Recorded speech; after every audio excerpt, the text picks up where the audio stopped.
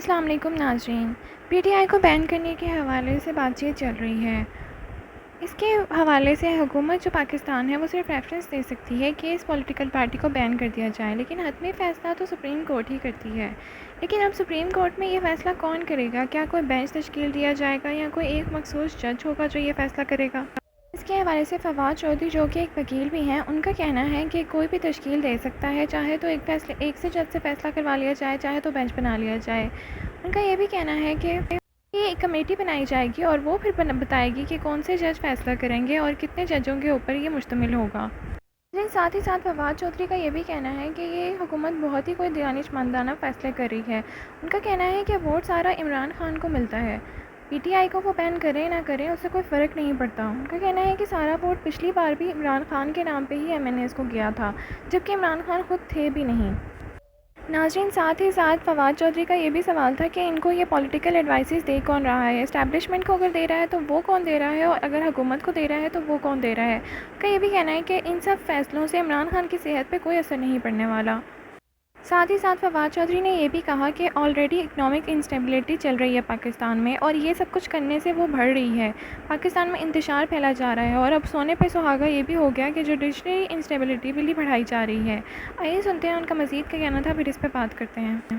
पहली बात तो ये है कि सुप्रीम कोर्ट का हर बेंच सुप्रीम कोर्ट है, तो ये नहीं है कि आपको पूरी सुप्रीम कोर्ट बैठानी है। आप चाहे 2-3 जज बैठा दें, आप जो चाहे 5 बैठा दें, आप 7 बैठा दें।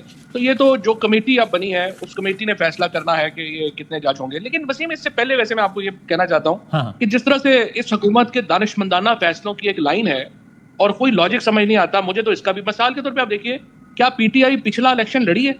Answer is no. क्या इमरान खान तहरीक इंसाफ के चेयरमैन है? Answer is no.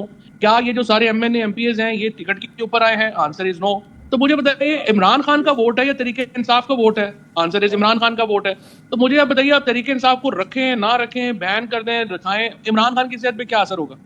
मुझे तो समझ नहीं आती कि ये लोग जो हैं जो इस हुकूमत को पॉलिटिकल एडवाइस कर रहे हैं वो आपको लग रहा है कि ये किनसे फैसला एडवाइस हुकूमत का है, मुस्लिम लीग नून का ये फैसला है? वो इसमें 7 जरूर शामिल है, लेकिन अगर देखिए एस्टैब्लिशमेंट को भी कोई राय तो दे ही रहा है ना।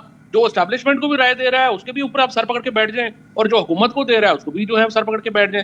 और आप देखिए कि इनको, मतलब मुझे आप बताइए, इमरान खान की सेहत पे क्या असर होगा अगर आप तरीके से, सिवाय इसके कि पूरी दुनिया से आप कालक पाकिस्तान के मुंह पे मलेंगे और ये तारीख के अंदर जो है वो आप अपना नाम लिखवाएंगे शहबाज शरीफ। इसके अलावा मुझे बताइए क्या इसका प्रैक्टिकल फायदा होगा अगर आप इवन इस वक्त आप हुकूमत को, लेट से आप उसको एडवाइस कर रहे हैं, तो कॉमन सेंस की एडवाइस आप करें ना। पाकिस्तान के अंदर एक पॉलिटिकल इंस्टेबिलिटी है, आपने कसम उठाई हुई है कि उस इंस्टेबिलिटी को रोज बढ़ाना है।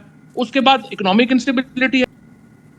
नहीं नहीं नहीं नहीं, वो पाबंदी आर्टिकल 17 की पाबंदी तो नहीं थी ना, वो तो शेड्यूल 4 एंटी टेररिज्म एक्ट का जो था उसके तहत पाबंदी थी, जो सेक्रेटेरियन पार्टियों की फंडिंग के हवाले से वो फंडिंग है, उसके पाबंदी है। उसका आर्टिकल 17 से तो कोई ताल्लुक नहीं। वो एकदम ठीक था जिस तरह से वो हुआ था आपके ख्याल में? नहीं, तो वो तो जाहिर है आपने सारी सेक्रेटेरियन पार्टियों को अलाउ करते हैं, आपके वो यहाँ पे they are playing havoc with Pakistan. उस पाबंदी पे तो अमल होना चाहिए फॉर एवरी सेक्रेटेरियन पार्टी। अच्छा, अभी बात कहीं और ही निकल जाएगी। सेक्रेटरी पार्टी की डेफिनेशन क्या है? क्योंकि वो अब तो सुन्नी इत्तेहाद काउंसिल भी क्या है, वो एक सेक्ट का मतलब क्या, समझा नहीं मैं। नहीं, बात यह है कि जो टीएलपी कर रही थी या फैजाबाद धरने के बाद जजमेंट में जो कुछ आया हुआ है, वो जो भी पार्टी कर रही हो उसके ऊपर, और मैं तो to be fair with Sunni Ittehad council का भी वो इतना वो फैन नहीं हूं। मैंने तो आपके सामने कहा था कि पीटीआई का सुन्नी इत्तेहाद काउंसिल में जाना बड़ा अनफॉर्चुनेट है कि इतनी बड़ी एक जो पार्टी है, जो एक नेशनल कलर की पार्टी है, वो एक सेक्रेटेरियन कलर ले ले। मुझे तो जाहिर है उसमें भी कोई इतना वो अच्छी बात नहीं है। बेस्ट चॉइस क्या थी उस वक्त पीटीआई के पास? कि पीटीआई ही रहती आपके ख्याल में? जो सुप्रीम कोर्ट में फिर हुआ ना बाद में, यही हुआ ना। जब मैं जेल से भी आ रहा था तो मैं यही कह रहा था कि भाई इन्होंने आपका सिंबल लिया, आपको बैन तो नहीं किया, तो आप जो है क्यों किसी पार्टी में जा रहे हैं? और इलेक्शन कमीशन की ने तो यही हरकतें करनी है जो करता आ रहा है, तो आप आराम से अपनी पार्टी जाए, सुप्रीम कोर्ट तक इलेक्शन लड़े, करना यही चाहिए था। बट फिर भी अनफॉर्चुनेट अच्छा, अभी फवाद साहब ये बताएं, एक बयान की जो बहुत बाज़गश्त है कल खान ये बात कही कि जनाब जाके कोई जीएचक्यू के बाहर मुजाहरा कर दें या कोर कमांडर हाउस में कर दें। कभी इस किस्म की कोई डिस्कशन हमारे तो सामने नहीं हुई, ना ही को मीटिंग हुई, ना ही कभी इस तरह का कभी जिक्र खान साहब ने किया। और इसलिए देखिए, मैं ये भी समझता हूँ कि जो मुजाहरा करना है या कोई करना है वो पब्लिक स्टेटमेंट ही देनी है ना फिर खान साहब ने। तो अगर इस तरह का कोई फैसला होता तो फिर खान साहब खुद पब्लिक स्टेटमेंट देते या हमारी तरफ से पब्लिक स्टेटमेंट आती।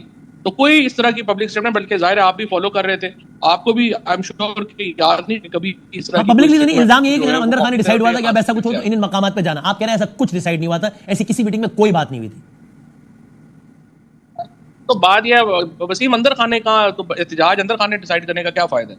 आप एहतजाज करते हैं तो 4 लोगों ने भी तो वहां आना है ना, तो अंदर खाने रख के आपके आपस में एहतजाज कर लेंगे, तो ऐसे हम खाना बात। नहीं वो तो फिर ओहो वो तो फिर ये होता है ना कि अगर तय हो गया हो तो फिर जब वो सिचुएशन आएगी तो फिर वो होता है ना कि शहरियार अफरीदी कह रहे हैं चौक पे खड़े रह के चलो अब सारे जीएसक्यू चलो, या जनाब वो और लोग इस तरह बढ़ रहे हैं, तो उस सेंस में ना कि जनाब खामोशी अच्छा चले अब आगे बढ़ते हैं। इतनी अभी आप पीटीआई इतनी ऑर्गेनाइज्ड होती जितने हम कह रहे हैं तो हमारा ये हाल होता।